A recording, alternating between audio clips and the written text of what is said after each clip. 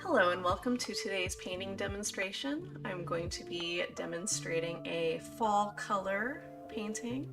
I'm going to make this pretty simple, but last second I'm thinking about adding our light source behind the trees here. I think that's too pretty to miss out on. If you're interested in seeing the reference photo that I'm using for this painting in particular, you can check that out in the art community Discord, and the link is in the description below.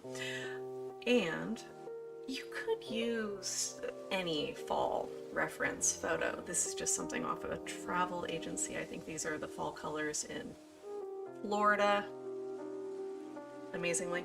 But you could pretty much, after you get your concept, your layout down, which is generally where the trees are going, then you can just use oranges and yellows.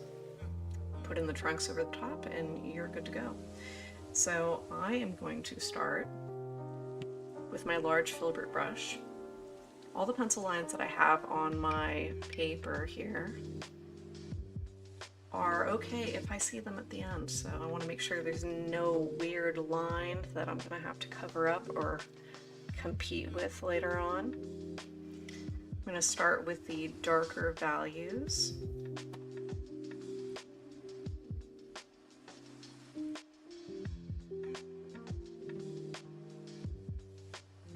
This color, burnt sienna, lends itself to a really nice fall color in itself, and there's going to be a lot of the underpainting that is going to be revealing itself.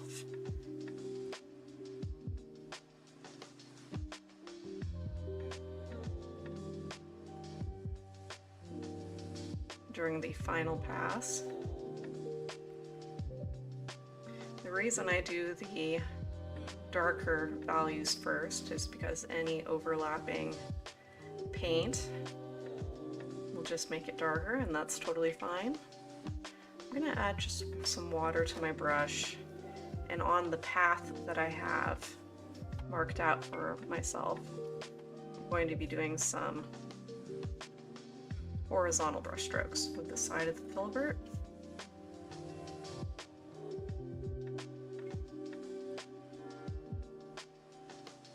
Every time I want that to be a little bit lighter, I'm just adding a little bit more water.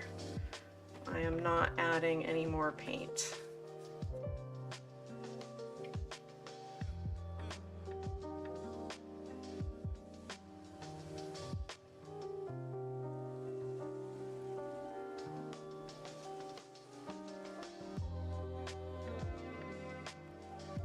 You want to keep your areas of tree pretty vague.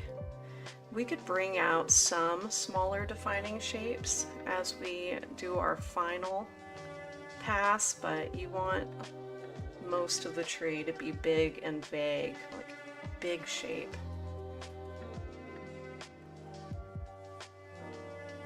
And these branches here are bowing down to our main focal point, which is going to be the trunk of this tree.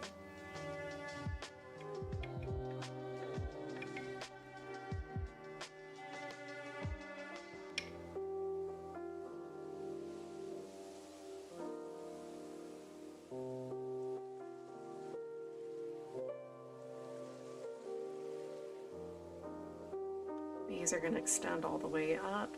I'm going to be breaking up the orange areas with some yellow. This painting is definitely dominantly warm, but the areas in the back are going to be lighter, so that's inviting you down this path visually. I'm going to add a little bit of cadmium yellow light to my brush.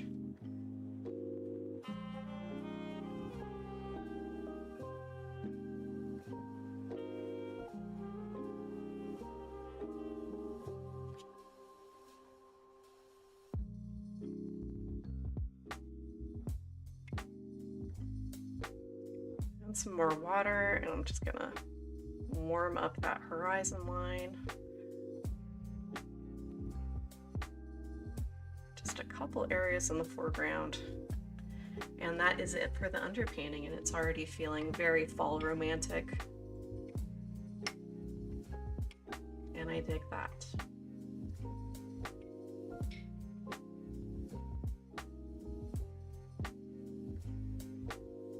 All right, so what I'm going to do is I'm going to start in the background and work my way forward. There is zero sky in this one, which is unusual. So I'm going to pick up the small filbert brush because I want to keep a lot of the edges very soft.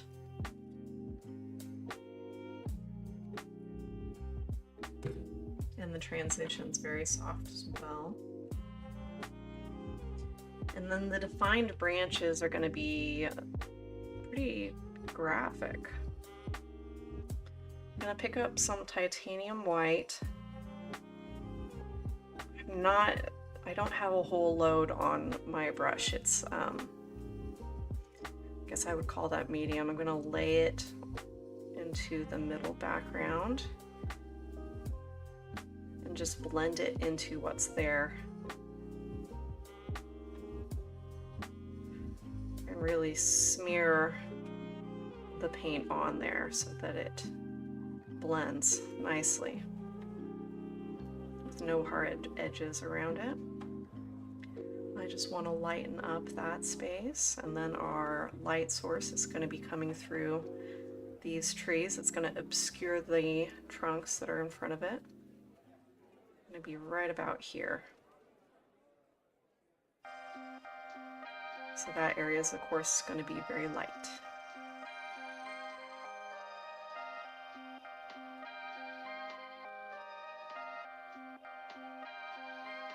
I'm hoping to capture an ethereal feeling here.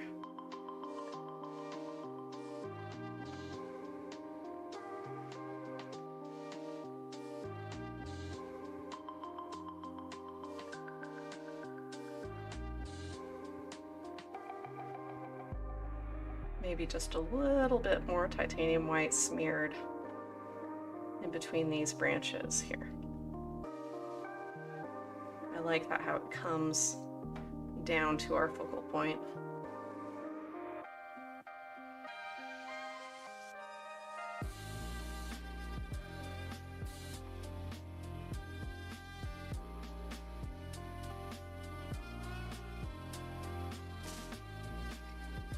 Okay, I'm gonna get most of that white out of that filbert brush for our next part. I'm going to be working a lot with the yellow, burnt sienna, and the cadmium red. Just a little bit of the cadmium red. It's super powerful. Using the filbert brush, I'm just going to smash areas of color on here. Some of the brighter yellow being on the border of where the white is.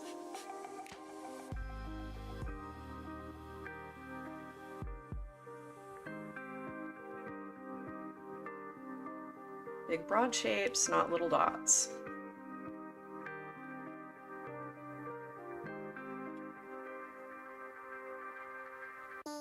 This is still going to be a lot of transitioning background color.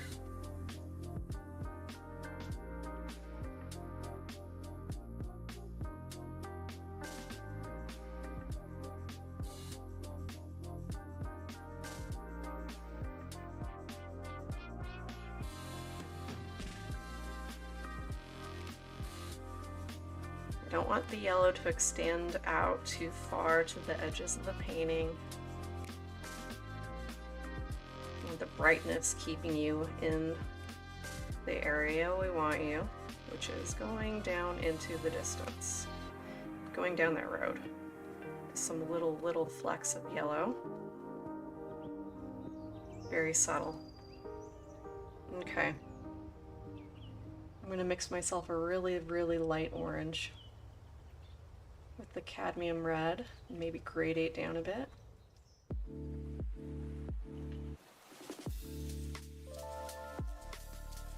I'm feeling really shy with that bright red. I don't know. Maybe it's just me this fall. I'm feeling a little bit more orange and a little less burgundy red. Maybe I just have to warm up to it. Color joke.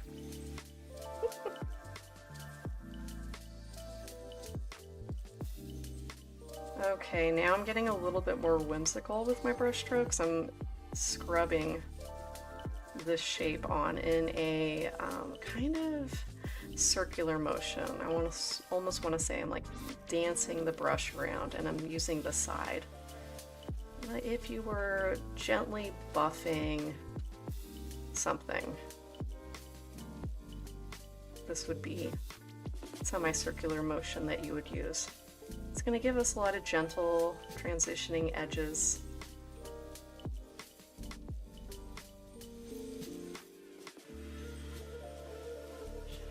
And I'm just going to extend that off the side as well.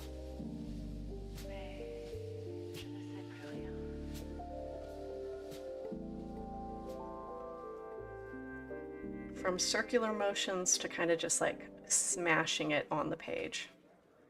What's nice about using this hot press watercolor paper is that I'm not going to get any pattern from the media that I'm painting on.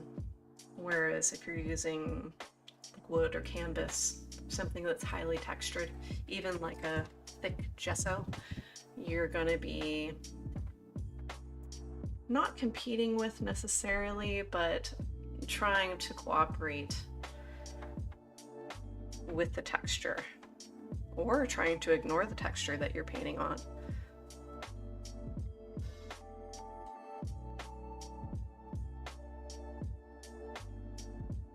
Just think tree shapes, big tree shapes, when you're putting your paint down. We want some hard lines.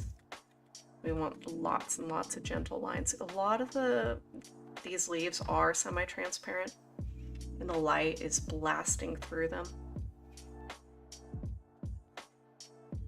Putting a little bit of burnt sienna in the cadmium red now. If I don't add any magenta on this fall painting, I will be doing it soon. Okay, same scrubby movement.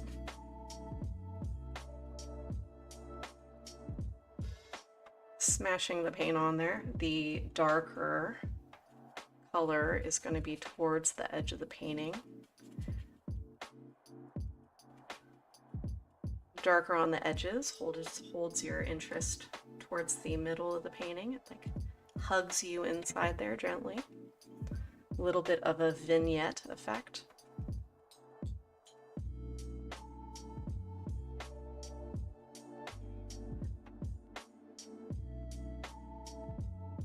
It's a little too hot red. I'm going to add some burnt sienna to kind of mellow that out a bit and darken it.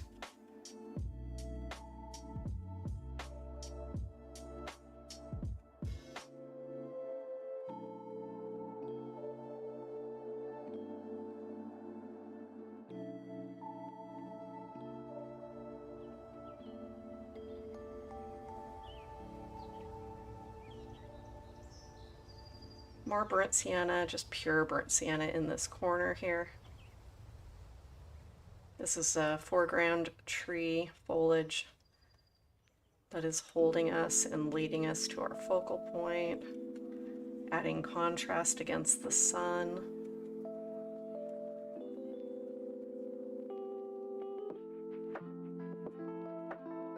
Warm colors in acrylic paint tend to be pretty darn transparent, so all these soft edges are not too difficult to create. You can do it. Just layer, layer, layer. When you're working on paper and your paint is very thin, it will dry very quickly. Also, if your painting is very small, you can move very quickly. That is another factor.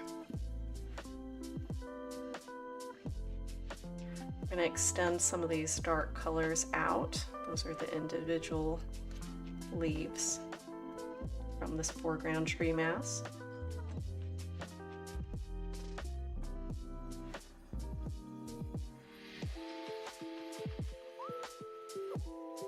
Still using just the filbert brush, just alternating from the flat side to the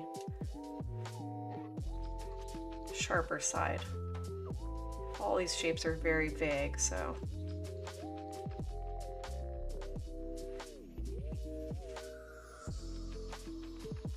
it works just fine for us. I'm going to add a little bit of this same value sienna down here to balance this out. This would be, I guess, more of a bush type shape.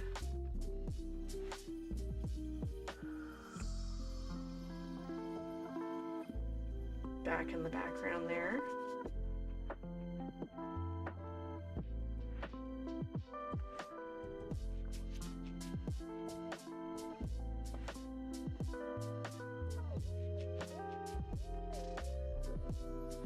I'm going to mix a little bit of a brown. I'm going to use the cerulean blue and the burnt sienna to accomplish this. That pretty easily gives us a umbery brown.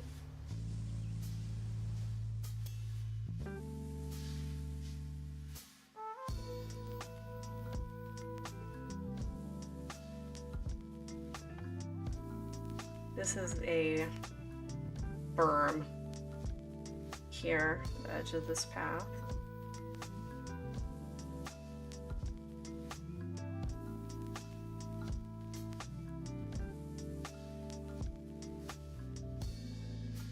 Also, since I added this light, I can give a little bit of some shadowed lines that are going across that light area.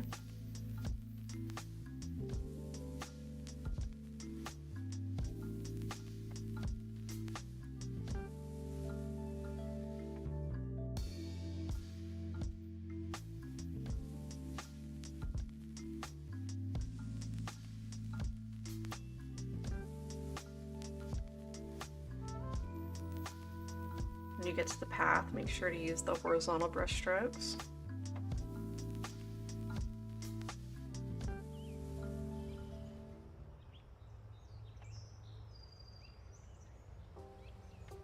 Shadow lines are coming this way, so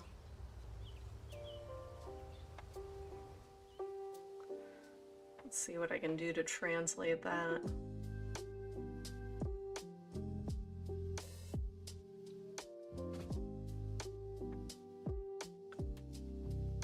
Some white and some yellow.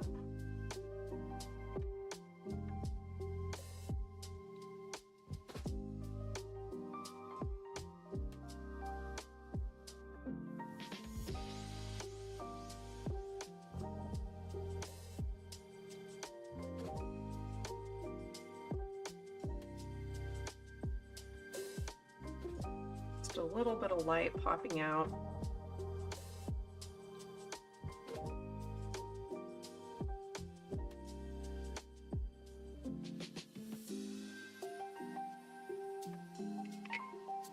Okay, now back to bushes and whatnot.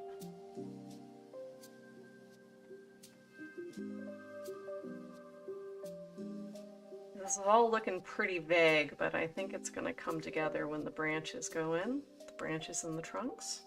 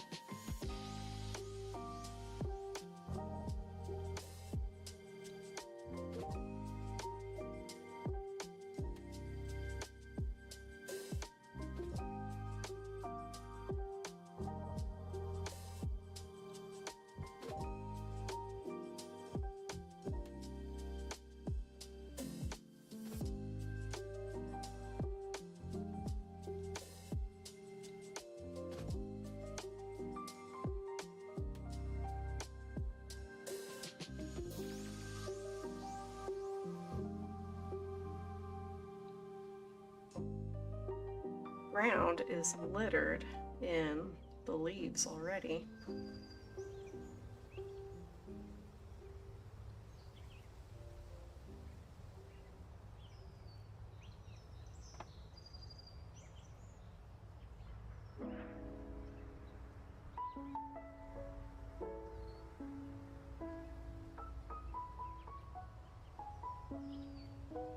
If we add any cool colors to this painting at all, it'll definitely show.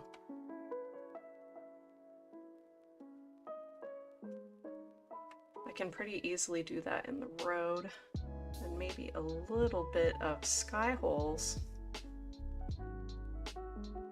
See, I have time to decide on that.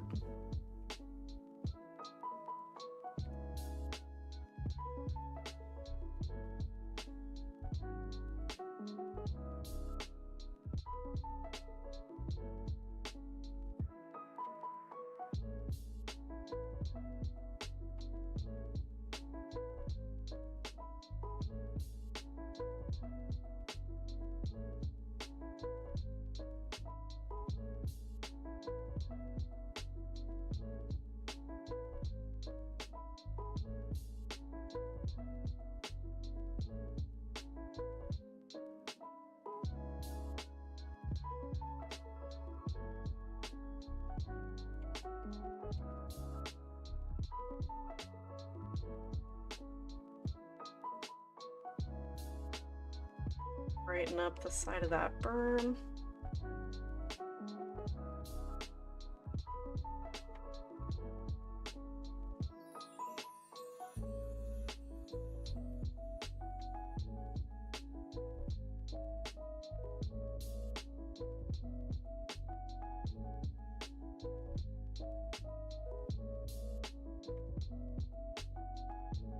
Okay, I think it's time to put the filbert down for a bit. I'm gonna switch over to my #1 liner.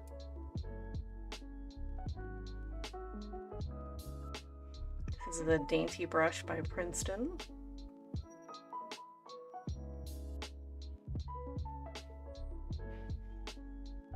With some clean titanium white, I've got a good amount of clean water in my brush here. I want a nice sharp edge. I'm going to highlight this line in the back.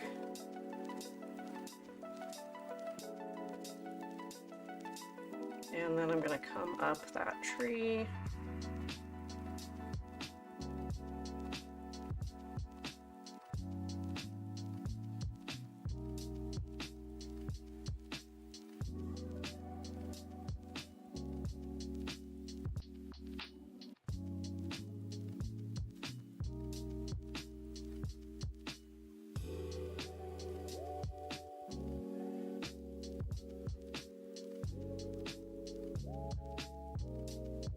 That right there is the light coming through.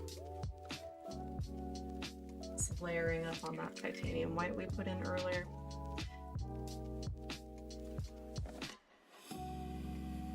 Okay, let's put in some branches and then we'll really see what we're doing here. So the branches that are in front of the sunlight source are going to be a lot lighter and obscured by the sun. I'm not going to mix with that brush. That would be a no-no. Grab my trusty palette knife over here.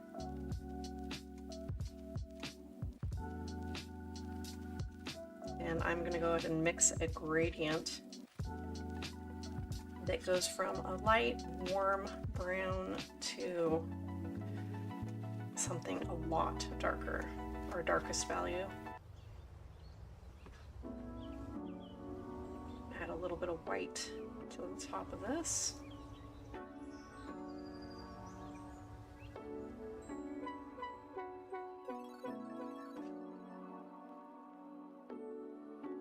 And a little bit of cerulean blue.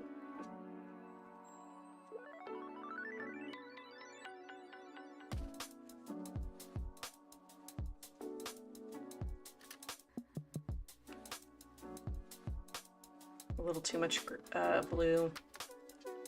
made the whole thing a bit green. So to fix that, if that happens to you, to fix that, just add more burnt sienna until you get something that resembles what you want.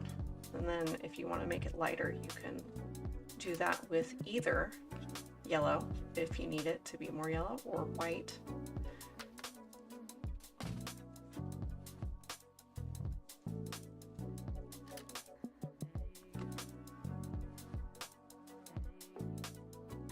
All right, that would be the absolute lightest color there. And a little bit darker. And then for the darkest, we're going to add ultramarine to the burnt sienna.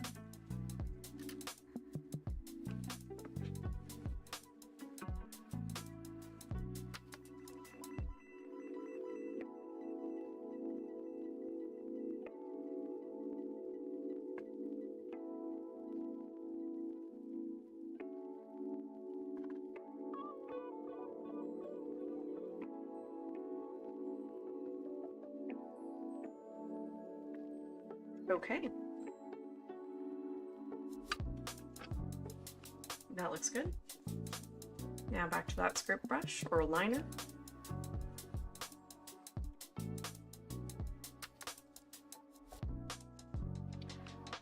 Good amount of water in my brush, and that's for control. I would rather go over something a couple times than to not have enough control over things like little dainty trunks and branches.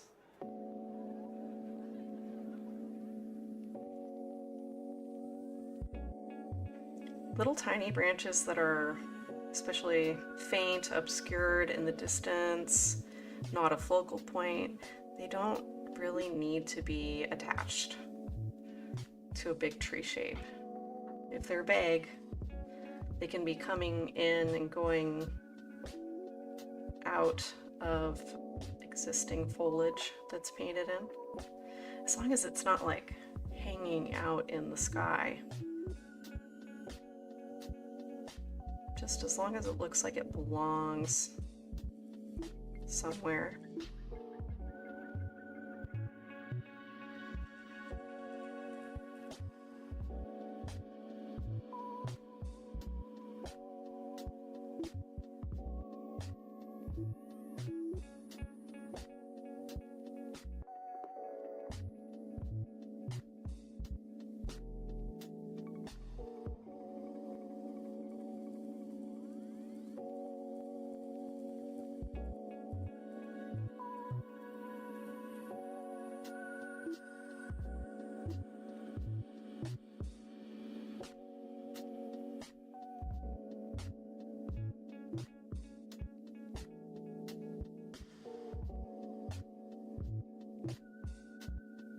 At this point, it's hard to even look at the reference photo because I'm kind of just using it as inspiration. It's not really a true reference. It's just giving me ideas.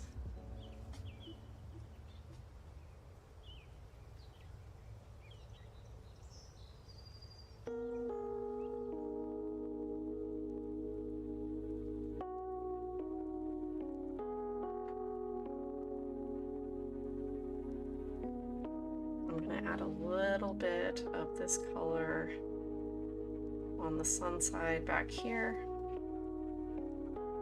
and then I'm going to go darker.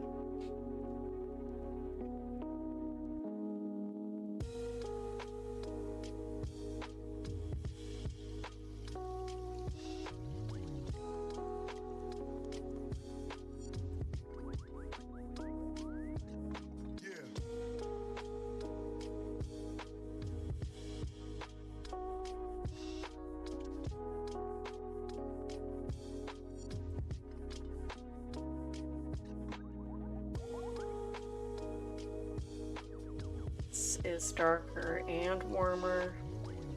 I'm going to be using it just on the left side, I think.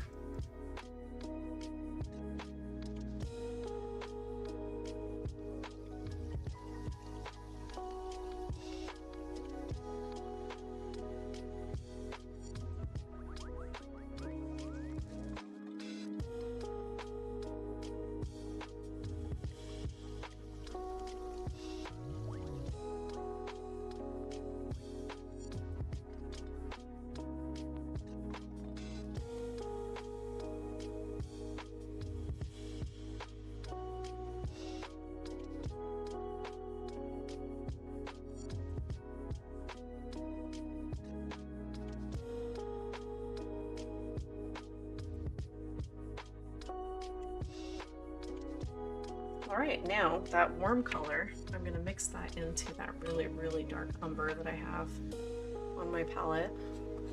I feel like that's a little too harsh of a transition to the next tone, so I'm gonna do a 50-50.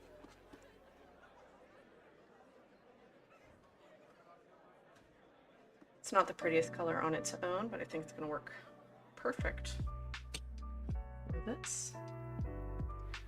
So when you see a lot of these fall color photos, the trunks look exceptionally dark, and that is in part from the camera. It's just a little bit more high contrast than if you were there. Also, the camera is focusing on everything at the exact same time, whereas you are looking around in amazement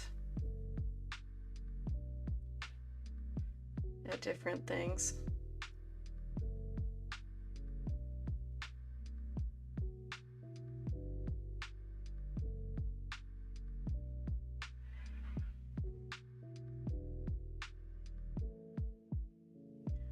I'm gonna definitely be leaving some breaks in these branches here, not connecting them all.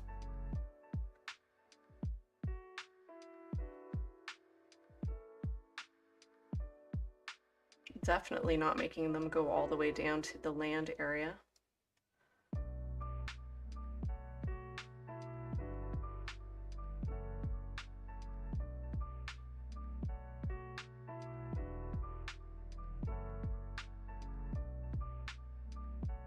And those big, thick, strong lines, I'm not going to put them too far toward the edge. Definitely not leading off the edge. I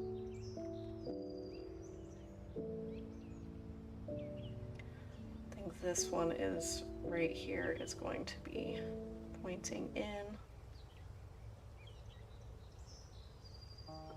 There we go. I feel like that's pretty appropriate.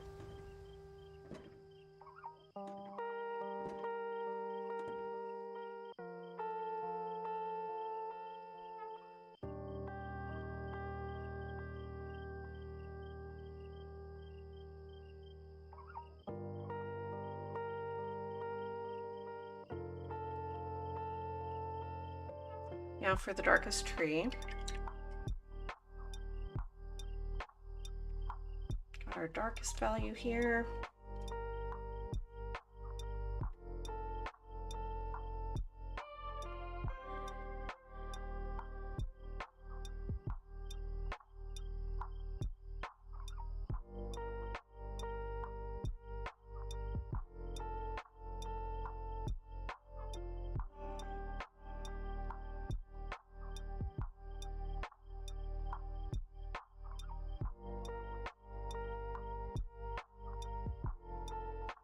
When you take a thin, long brush like this to paint something delicate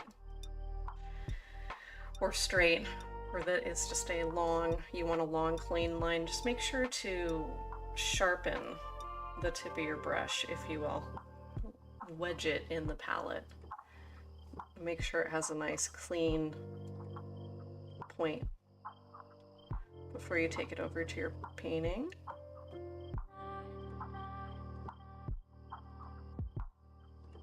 Sometimes I'll do a twirl, and sometimes I'll do a wedge, but if you want the sharpest line, it's a wedge. So one side, then the other side. I don't know if you can see this, but if you look, that's the sharpest edge, and then if I rotate it a little bit, that's the widest edge. I'll just rotate it around, you can tell the difference. So then you would wedge it, and then you would take the smallest side and use the smallest side.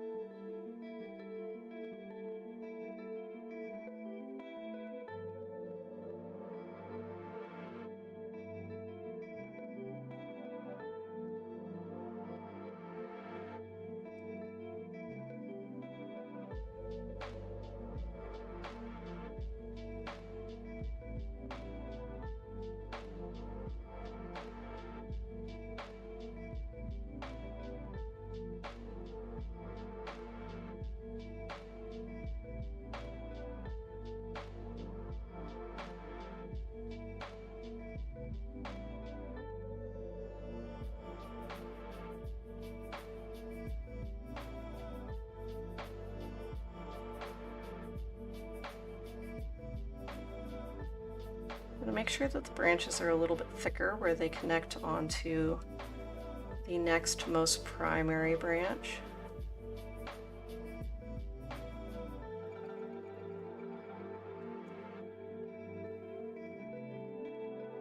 You want to make sure that the taper is fairly even and smooth.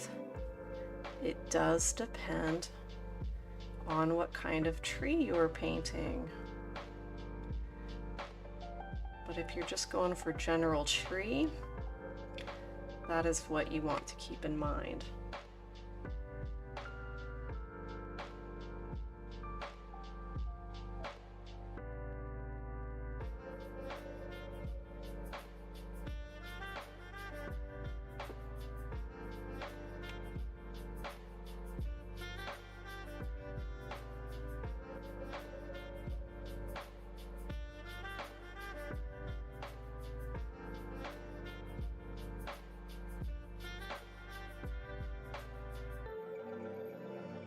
I've been critiqued in with my tree branches that they are too friendly, meaning not enough of them crisscross over each other. I think it's the graphic designer in me.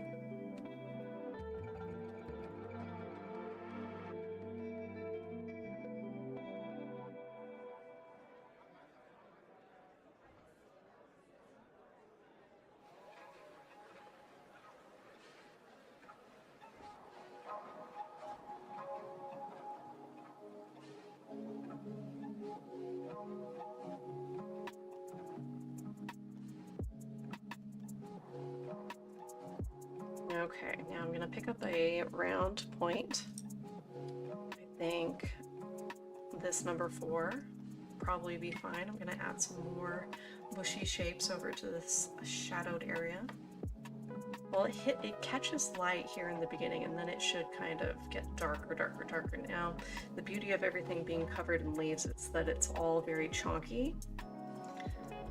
Chonky being the technical term. And what that means for you is that you don't have to worry about the shapes too much. You can take your filbert, you can take your round. Just make sure you don't have a chunk of red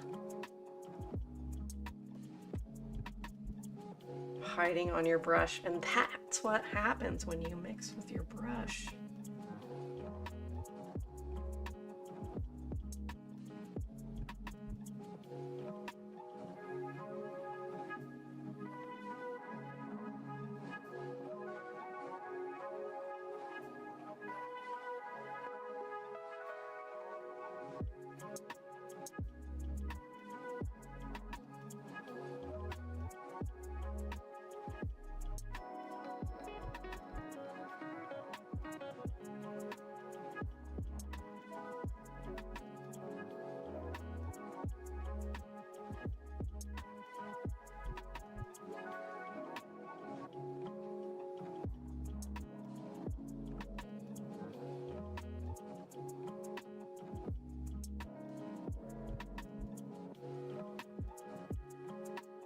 Just softening these shadow lines as they come towards the edge of the painting, making sure there's no hard lines leading off.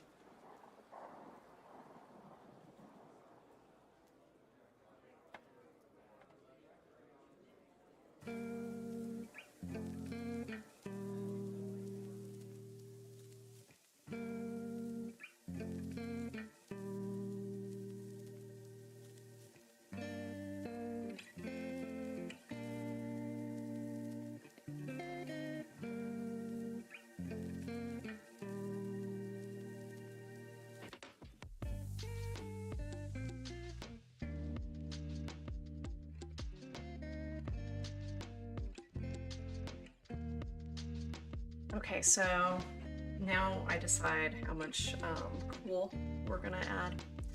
And I think we are gonna add a little bit of cool colors. We'll add a little bit of that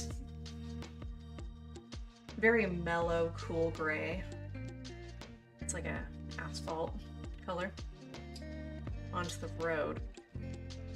And then just a little bit into I'm going to cut some negative shapes into the trees. Now that's going to be bold. I'm not sure about that. I'm going to try it out. And you can either choose to do so or to not do so at your own peril. It's going to be a light color, titanium white, cerulean blue, but just way heavier on the white than the blue. I will use this area to make the gray. Because this painting is so predominantly warm, this will show just fine. When I think about the shapes that I want to cut in, I don't want them to be too far out, and there's going to be very few.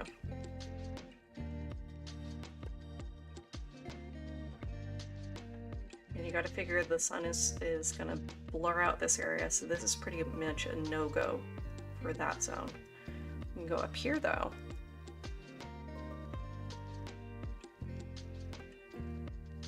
And just do little groups of them.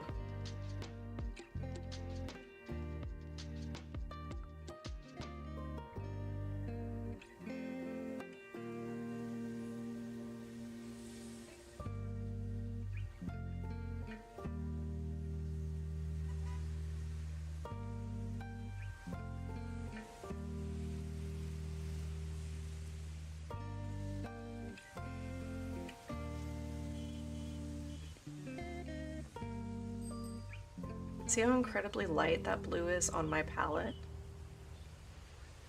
And how intense it is on the painting. It's called color relativity.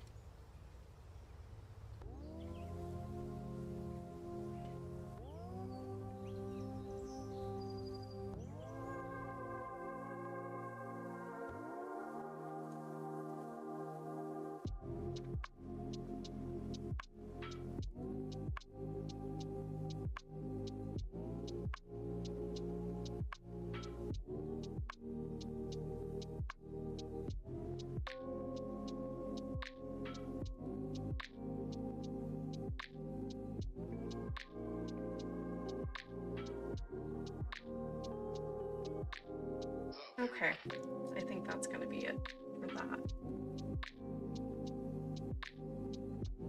Now for the gray, I'm going to pick up our darkest value, just bring it up to that light blue, and I'm going to start mixing it from the corner so I don't have to take the whole amount that I dragged up here.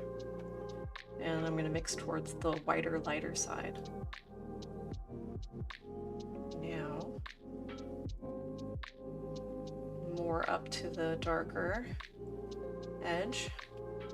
We'll have a gradient to select from. It's not quite cool enough for me, so I'm going to take some cerulean blue and add it up there.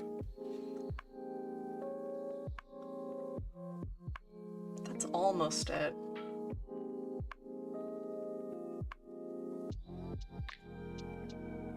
Just a touch of ultramarine blue on the edge. A little bit more brown, and then I think we got it. Now I'm going to mix that towards the lighter side. Now I have a nice gradient to select from. Wonderful. I'm going to wipe off my brush since I mixed with it. Clean it out with the cleaner water.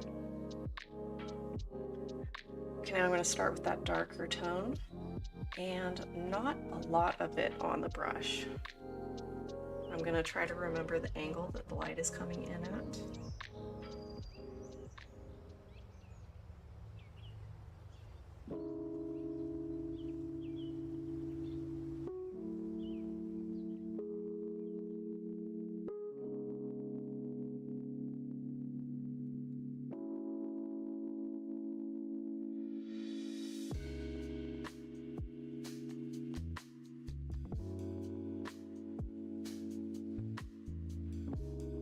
In the shadows, I'm going to be using the horizontal brush strokes that I've been consistent using down there. Not covering up all the warmth. I'm letting that show through in a lot of places. There are a lot of leaves just casually around.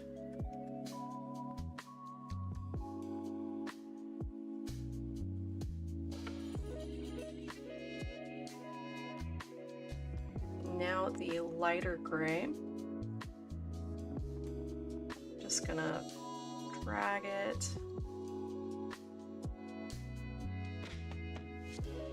from the corner of the road on the lighter side of the road.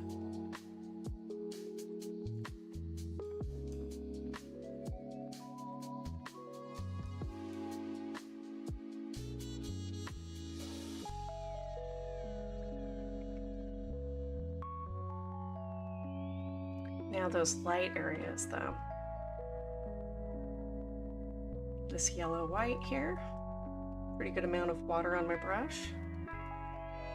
And I'm just gonna dabble some light down.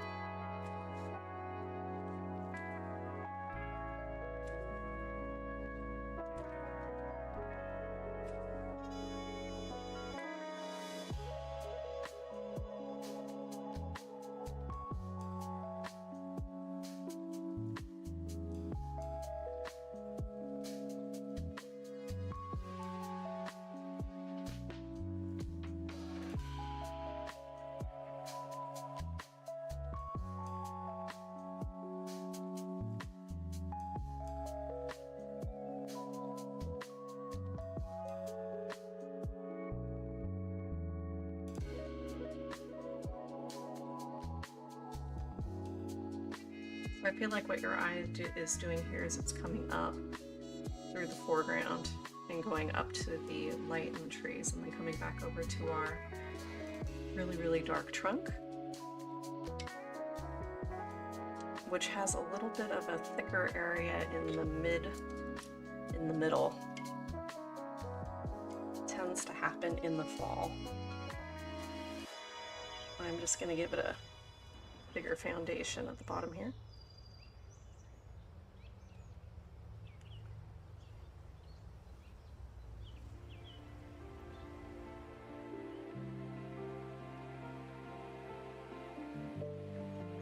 That'll do it. And while I am at it, I'm just going to add a little bit of that dark tone on the far side, the shadow side of some of these middle toned trees, just to incorporate that darker color in. I like that better. I'm going to grab my last little paintbrush that I have on deck. It's a number 1 point brush, and I'm going to take some really clean white, a good healthy dab of it, and put some negative shapes where the sun is coming through.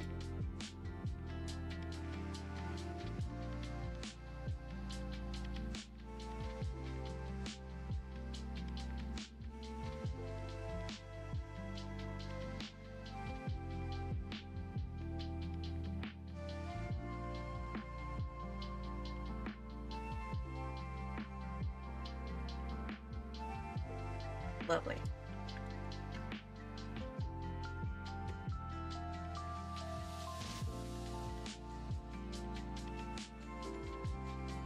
I think this calls for